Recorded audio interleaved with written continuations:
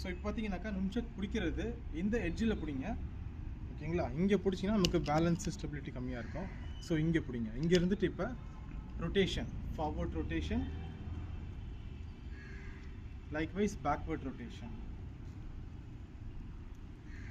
ஓகேங்களா? இது step 1.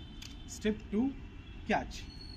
1 2 1 2 1 2. So நம்ம என்ன பண்ண போகிறோம், இப்போ ரெண்டு மூமெண்ட்டையும் கிளப் பண்ண போகிறோம். Ready? 1 2 catch. Again 1 2 catch. 1 2 catch. 1 2 catch. இப்போ ஃபாஸ்ட்டாக பண்ணுறோம் பாருங்கள்.